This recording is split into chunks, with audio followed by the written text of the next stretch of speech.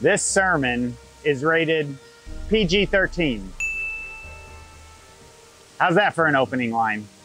I'm going to give you a couple of opening lines and you tell me where they're from. First one.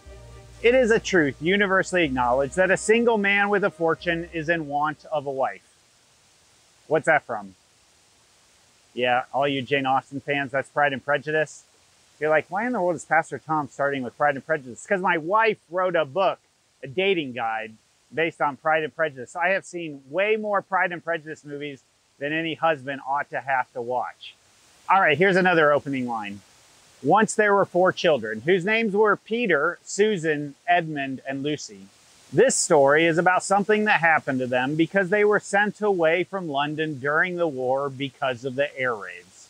What story is that the opening line from? You remember, right? Yeah, The Lion, the Witch, and the Wardrobe. Opening lines are so important that my wife, who is a novelist, a writer, and author, actually attended an entire workshop taught by Daniel Neary, the Newbery Award-winning author, about opening lines. Here's the opening line of his book. The first time I was stoned to death by an angry mob, I was not even a criminal. That's a hell of an opening line, isn't it? Now, since my wife is a novelist, I got to give you her opening line for her first novel, Once a Queen. Here it is. In all the old stories, in those fairy tales I still half believe, this was how it happened. Ordinary kids were visiting relatives, maybe, or stuck at a boarding school, alone, uncertain, yearning for adventure, and before long, adventure came to them. All right, we're going to come back to first lines in just a minute, but let's get back to the PG-13 rating of this message. All right, it's rated PG-13 because, well, I'm a Gen Xer and I'm going to try to use some Gen Z slang, but also because I'm going to get really real with y'all today. I'm going to swear in this message. So if you're sensitive to that for any reason, you can, well, this is the time to walk away, or you can find a beep version of it on our YouTube channel. The opening lines of Jesus' sermon, the Sermon on the Mount, are usually referred to as the Beatitudes. But that word beatitude it's such a churchy word. Sometimes it's also referred to as like, blessed are those. And I think maybe in today's language, we might say, congrats. And so Jesus' opening lines are 8 congratulations, 8 attaboys. This is for you. These 8 congratulations turn the world upside down. All right, let me start with a confession. I hate reading the Beatitudes. I hate preaching on the Beatitudes. I hate teaching on the Beatitudes. And you might ask, why, Pastor Tom, do you hate the Beatitudes? The reason is because they kick my ass.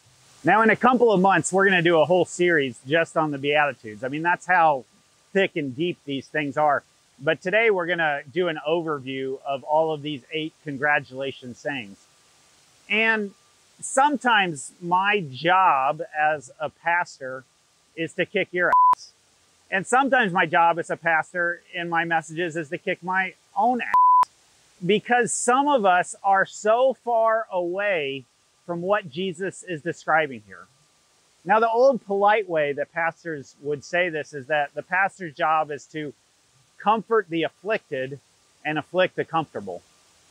But today I'm just going to say, I'm going to give an ass whooping to those who need an ass whooping, myself included. These are the opening lines of Jesus' Sermon on the Mount. And he goes up this mountain and his closest disciples follow him and he talks to them. It's really interesting how Matthew says this. He says he taught his disciples. This wasn't a message for everybody. This is a message for those who are followers of Jesus. So if you're sitting in the room today and you're not a follower of Jesus, you can just ignore this.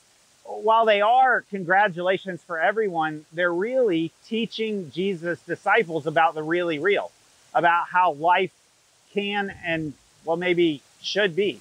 The Beatitudes are the inaugural address, the opening lines of Jesus' sermon. The Beatitudes are a description of the free life, the life that really is real. And this makes me ask myself, is my life really real? And my answer is, it's not. Did I mention the sermon was PG-13? The Beatitudes turn the world upside down. All right, we like to stop in the middle of our messages, give you a chance to catch your breath or move over to the beeped version of this sermon if you would like it. And well, here's the chat question. If you were going to write the opening line of Jesus' first sermon, what would it be? Or if that's too hard of a question, what is your favorite opening line of a book or a movie?